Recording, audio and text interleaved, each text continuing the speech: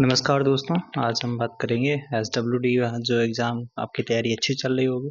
अगर आपने अभी तक नहीं पढ़ा है तो आप चैनल पे हमारे जाकर के कुछ 10-10, 15-15 मिनट के वीडियो पढ़े हैं, उनको आप देख कर के इन टॉपिक्स को कवर कर सकते हैं, जहाँ से आपके सवाल बिल्कुल कन्फर्म में पूछे जाते हैं और पूछे भी गए हैं। जितने भी ये 2-3 पेपर जो हुए हैं, 21 वाला हुआ था, 22 वाला, 23 और 25 ऐसे करके हुए थे, ठीक है। तो सारे के सारे अपने चैनल पे पड़े हुए हैं और आप उनको वीडियो सोल्यूशन देख सकते हैं, ठीक है। और एक जो सवाल लाया है, मतलब अब जो वीडियो लाएंगे वो उसके साथ में हम आपका PYQ भी ऐड करेंगे। तो ये सवाल एक पूछा गया था कि कौन सा पारिस्थितिकी तंत्र का जैवी घटक है। तो देखो, जैवी मतलब जीवन से संबंधित, जिसमें जीवन होगा तो मृदा में क्या जीवन होता है, नहीं। हाइड्रोजन में क्या होता है, नहीं होता है। ऑक्सीजन में होता है क्या, नहीं होता है। तो बचा क्या आपका, ये पादप वाला बचा है, ठीक है। तो पादप वाला हो जाता है आंसर, ठीक है। तो ये मतलब हम उसमें लिया, तो अब हम इस टॉपिक्स को और इसके आसपास क्षेत्र को कवर करेंगे, ठीक है। चलिए भाई, तो ये अपना रहा, ठीक है। तो हम यहाँ से करेंगे पारिस्थितिकी तंत्र का विस्तृत अध्ययन करते हैं। चलिए देख लेते हैं। तो यहाँ से आपके सवाल कुछ भी अब की बार पूछ सकता है। पिछली बार जो पूछा था, हो सकता है इस बार आपका पिछली बार जैविक घटक पूछा है, इस बार अजैविक घटक पूछ ले या पारिस्थितिकी के जनक पूछ ले, ठीक है। तो चलो देखते हैं। कह रहा है पारिस्थितिकी शब्द का सबसे पहले प्रयोग अर्नेस्ट हैकल ने किया, ठीक है। और इकोलॉजी, लॉजी लॉजी, इको इको करते करते वो हैकला आ गए, तो हैकल हो गया, ठीक है, 1859 में। और इको सिस्टम, सिस्टम टम यहाँ पर है, टांसले यहाँ पर है, ठीक है। तो ऐसे याद कर सकते हो, 1935 में किया था। यह प्रकृति की संरचनात्मक और कार्यात्मक इकाई है, जिसमें जैविक और अजैविक घटक शामिल होते हैं। किसमें, इकोसिस्टम में होते हैं, ठीक है, पारिस्थितिकी तंत्र में होते हैं। पारिस्थितिकी तंत्र के अगर घटक देख लेते हैं तो इसके घटक दो प्रमुख घटक हैं। आपका अजैविक घटक होता है और आपका जैविक घटक होता है। देखो, अजैविक में क्या होता है, पर्यावरण के निर्जीव भौतिक तथा रासायनिक तत्व जो जीवों को प्रभावित करते हैं, ठीक है, बिल्कुल। और भौतिक कारक में कौन आएंगे, जैसे आपके भौतिक कारक में सूर्य का प्रकाश आ जाएगा, टेम्परेचर आ जाएगा, आर्द्रता आ जाएगा, वायु आ जाएगी, वायुमंडलीय दबाव आ जाएगा। ये सब आपके भौतिक कारक होते हैं। अकार्बनिक पदार्थ में, जिसमें मतलब कार्बन नहीं है, जैसे इसको कैसे याद कर सकते हो, जैसे जल लिखा तो H2O लिखा है, इसमें कहीं कार्बन दिख रहा नहीं है, ठीक है।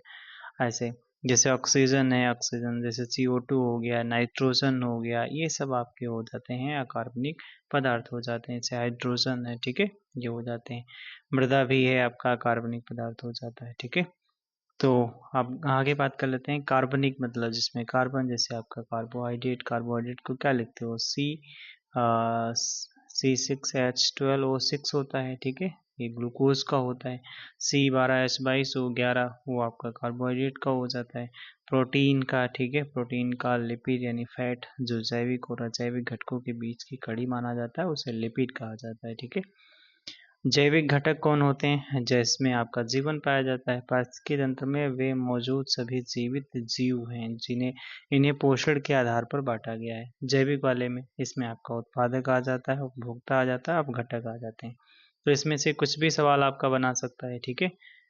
कोई जरूरी नहीं एक ही एग्जाम के लिए, जिससे जो आपका लोअर वगैरह है, जो भी आपका UP SSC के एग्जाम सभी के लिए इम्पोर्टेंट है, ठीक है। तो यहाँ पर जैसे जैविक घटक में क्या आएंगे, तो उत्पादक, उपभोक्ता, कार आप घटक जिसे डिकम्पोजर कहते हैं, ठीक है। सेप्रोट्रॉप्स, अच्छा सेप्रोट्रॉप्स भी कहते हैं। उत्पादक, वे अपना भोजन स्वयं बना लेते हैं, जैसे आपका हरे पादप, ठीक है, ये हो जाते हैं, ग्रीन प्लांट्स हो जाते हैं। और उपभोक्ता में जो भोजन के लिए दूसरों पर निर्भर कर रहते हैं, ठीक है। प्राथमिक उपभोक्ता, द्वितीयक उपभोक्ता और तृतीयक उपभोक्ता। जैसे प्राथमिक में शाकाहारी आ जाते हैं, जैसे गाय, बकरी, टिड्डा, ये सब प्राथमिक उपभोक्ता आते हैं, ठीक है। पर द्वितीयक उपभोक्ता में मांसाहारी आते हैं, जैसे मेढक है, लोमड़ी है, ये सब आ जाते हैं। और तृतीयक उपभोक्ता में आपका उच्च मांसाहारी, जैसे शेर, बाघ, चील आ जाते हैं, ठीक है। अब घटक कौन से होते हैं, अब घटक आपके ये मृत पौधों और जानवरों को सड़ा गलाकर जटिल कार्बनिक पदार्थों को सरल कार्बनिक पदार्थों में बदल देते हैं, और कवक और जीवाणु इसके एग्जाम्पल हो जाते हैं, ठीक है। चलिए, और ऊर्जा का प्रवाह देख लेते हैं, इससे भी आपका सवाल बन सकता है।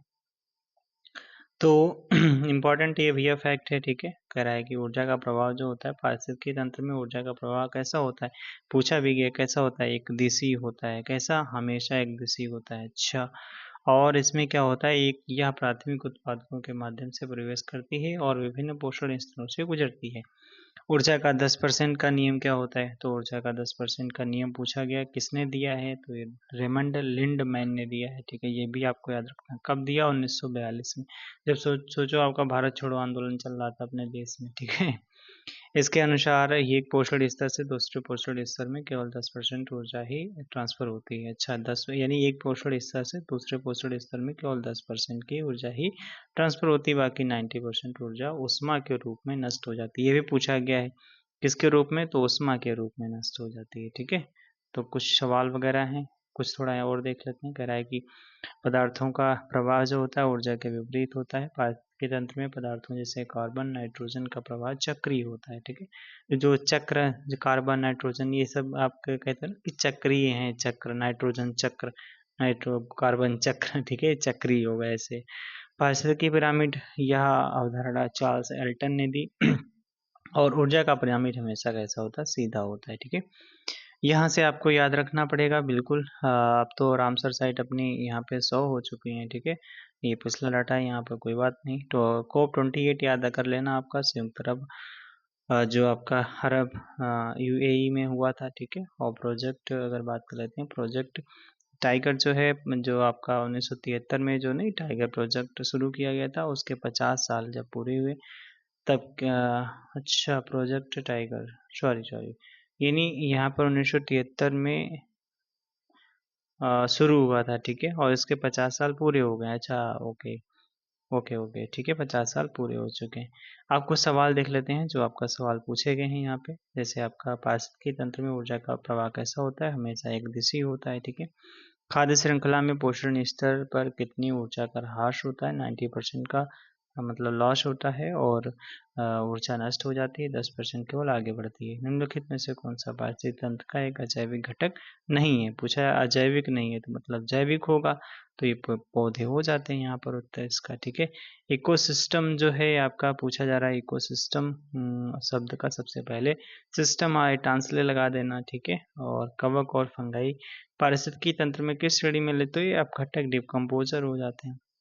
अगला नीचे एक सवाल दिया गया, कार्बन टेट्राक्लोराइड का पर्यावरण पर क्या प्रभाव पड़ता है? तो ये यह ओजोन परत के क्षरण का कारण बनता है, ठीक है। तो कैसा लगा वीडियो? कमेंट बॉक्स में ज़रूर बताइएगा। नेक्स्ट टॉपिक कौन सा होना चाहिए वो आप ज़रूर बताइएगा। ओके बाय, फिर मिलेंगे। लाइक वगैरह अपना देख लेना, शेयर कर देना दोस्तों के साथ। Okay bye.